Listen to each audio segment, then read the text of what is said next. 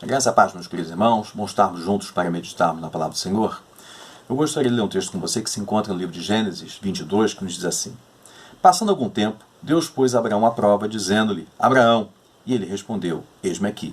Então disse Deus: Tome teu filho, seu único filho Isaque, a quem amas, e vá para a região de Moriá. Sacrifique-o ali como holocausto num dos montes que eu te indicarei. É interessante que Abraão já está andando com o Senhor há cerca de 45 anos. E à medida que ele foi andando com o Senhor, ele foi tendo experiências com o Senhor. E quando chega nesse momento, o Senhor então agora faz com ele, ou lhe dá, melhor dizendo, um grande desafio. Que é o desafio de oferecer seu filho Isaque em holocausto em um dos montes que o Senhor mostraria.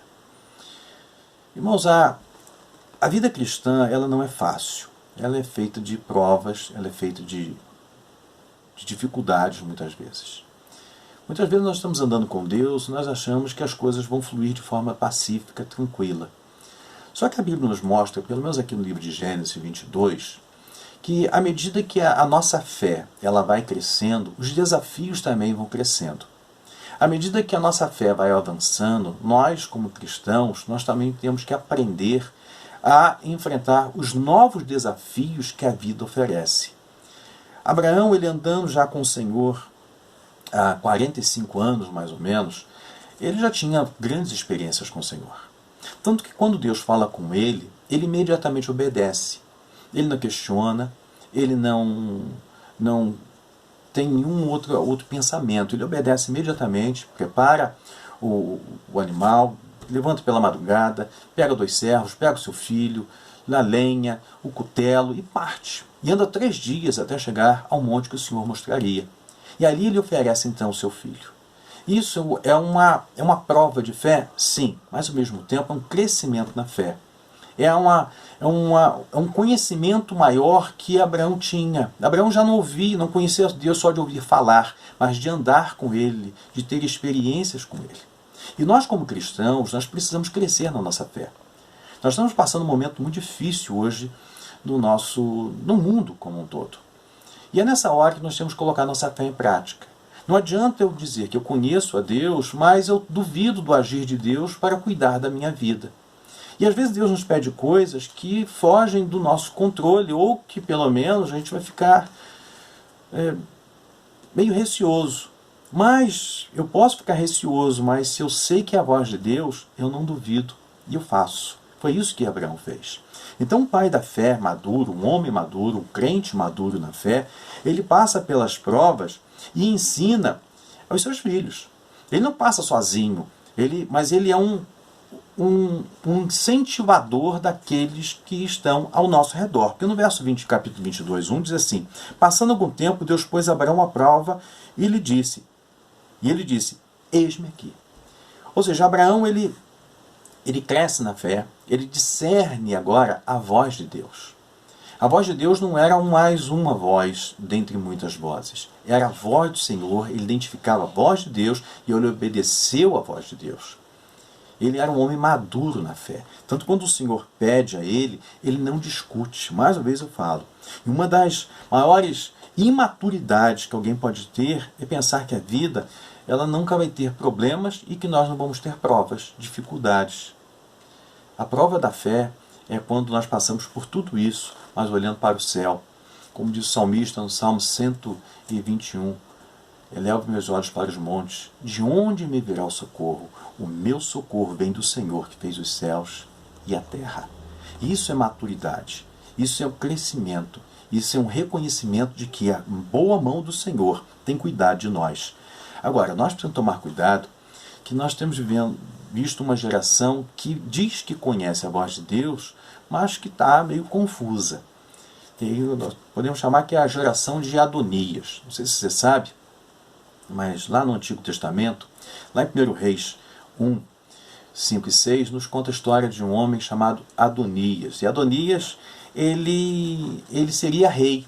E diz o texto, diz assim: Ora, Adonias, cuja mãe se chamava Agite, tomou a dianteira e disse: Eu serei o rei. e providenciou uma carruagem e cavalos, além de 50 homens para carregarem à sua frente. Seu pai nunca o havia contrariado, nunca lhe perguntava por que você age assim. Ou seja, Adonias era um homem que nunca foi contrariado, seus pais nunca o contrariaram. E nós temos visto uma geração que parece que falar em ser contrariada fica meio fazendo bico, fazendo pirraça. Uma geração que não sabe ouvir não.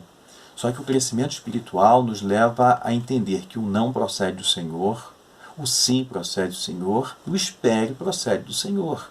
Que a boa mão do Senhor está sobre nós e o que vem de Deus é sempre o melhor, ainda que não seja melhor aos nossos olhos, mas o Senhor sempre tem o melhor para nós. Mas essa geração de Adonias que nós temos visto por aí são pessoas que nunca foram contrariadas, porque o pai nunca pergunta por que você age assim. Ou seja, nunca foram corrigidas. E se o Senhor cuida de nós, você pode ter certeza que nós seremos corrigidos. A segunda coisa, uma pessoa que é madura na fé, ela reconhece e conhece muito bem a voz de Deus.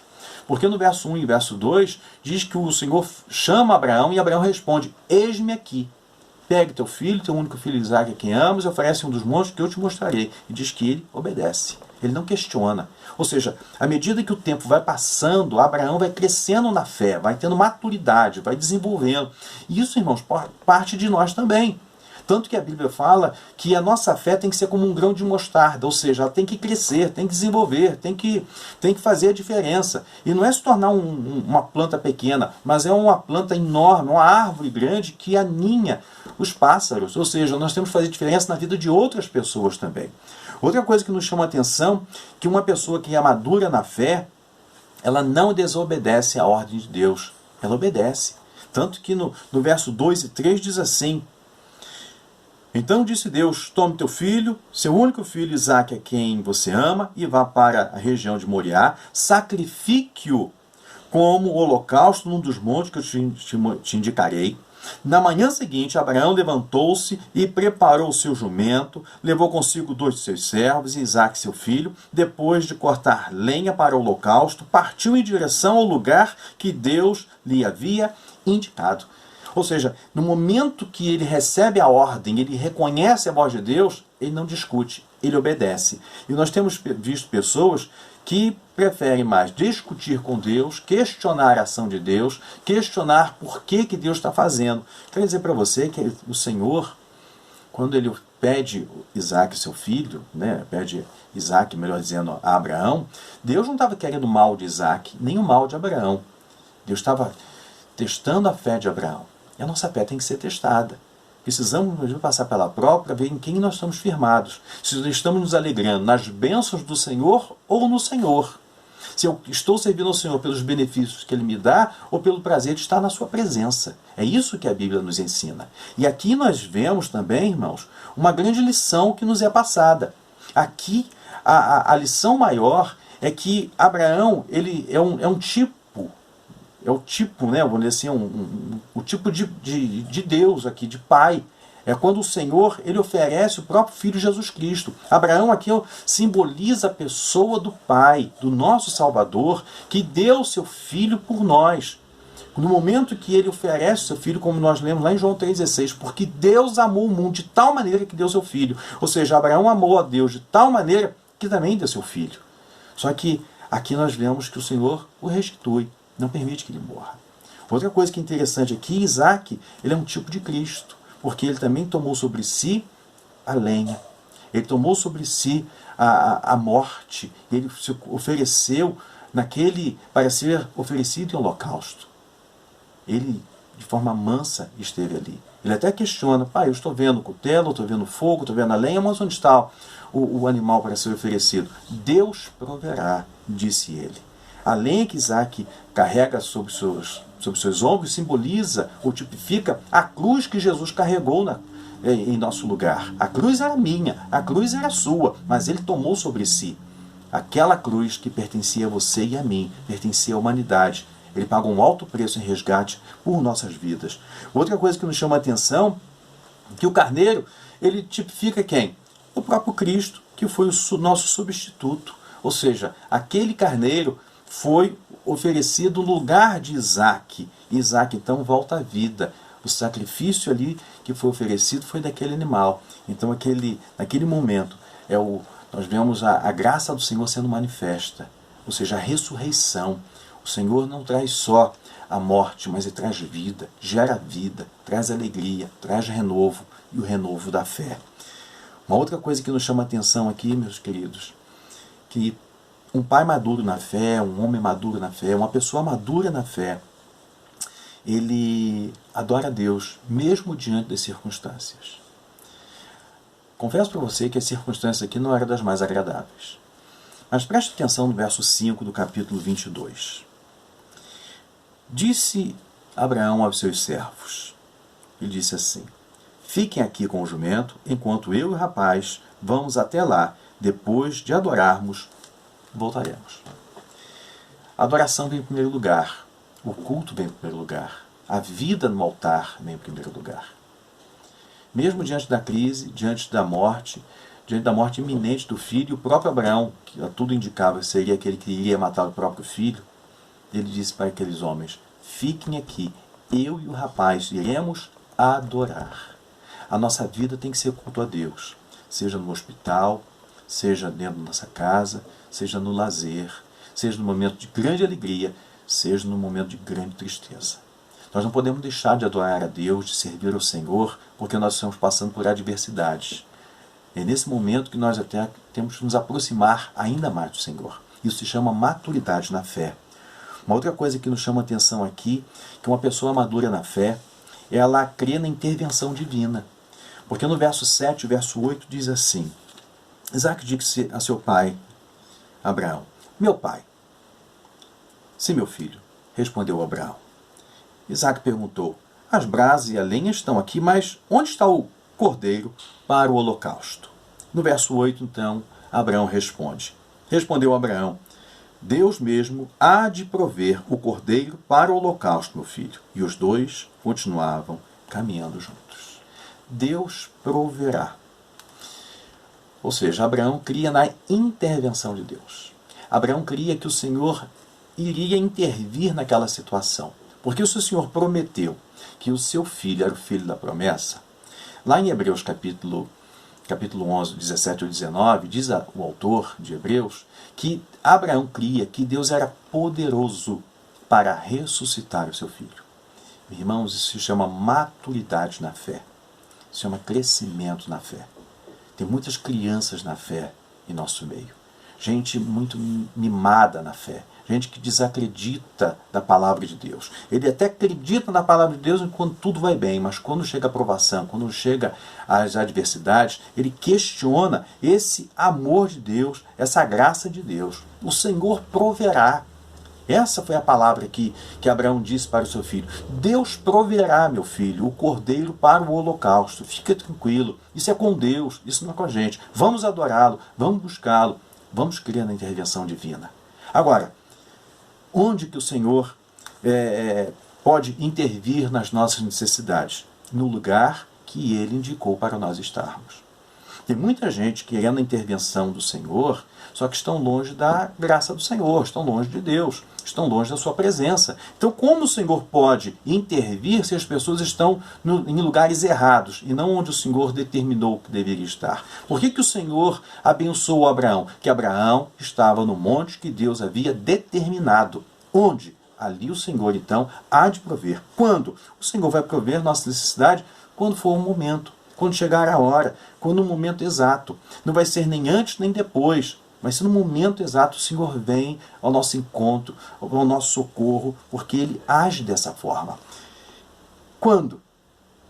Quando for necessário. Quando a necessidade ocorrer, você pode ter certeza que Deus vai prover a sua intervenção na nossa vida. Quando, como, de que forma, não sei. Eu sei que Ele vai. Isso se chama maturidade na fé. Uma outra coisa que muitas pessoas perguntam: mas como isso vai acontecer? De que forma? Irmãos, eu não sei como Deus age. Eu só sei que Ele age. Eu só sei que na sua vida Ele vai agir de uma maneira, na minha vida Ele vai agir de outra. Mas uma coisa eu sei: Deus Ele não está com seus braços encolhidos para que não possa abençoar, nem com seus ouvidos agravados para que não possa ouvir. Ou seja, o Senhor está atento às nossas necessidades e nos socorre em todo o tempo. Na hora exata, ele intervém. Então, uma pessoa madura na fé, ela também constrói altares para oferecer seus filhos. Abraão ofereceu seu filho no altar. Ele constrói um altar. Ele está ali para adorar. Ele não estava ali para sacrificar. Ele não estava ali para matar. Ele estava ali para adorar ao Senhor. E nós, como igreja, nós como servos, nós como maduros na fé, nós precisamos entender que nós temos que sacrificar aquilo que muitas vezes pode ser um empecilho na nossa vida. Abraão cria na intervenção de Deus, então ele constrói altares. Então não ande com gente que não constrói altares, não ande com gente que não adore, não ande com pessoas que não têm compromisso com Deus, mas com pessoas que estão dispostas a sacrificar tudo em prol por amor a Deus, por ter uma vida na presença do Senhor. Ande com pessoas que têm o prazer de consagrar sua vida sempre ao Senhor e oferecem principalmente os seus filhos ao Senhor nos altares construídos.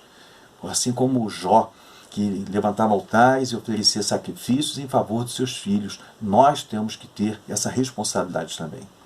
E por fim, uma pessoa madura na fé adora a Deus e não as bênçãos recebidas.